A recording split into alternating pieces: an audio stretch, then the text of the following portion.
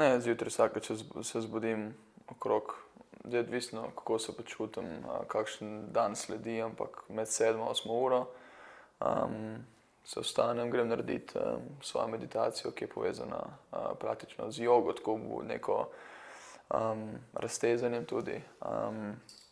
Potem grem na trening, od zajtrka, ki ga tam pojem, sam pripravil fizio, trening, potem kosilo, raznorazna dela, ali je to zgornji del noge, odvisno, kakšen dan sledi.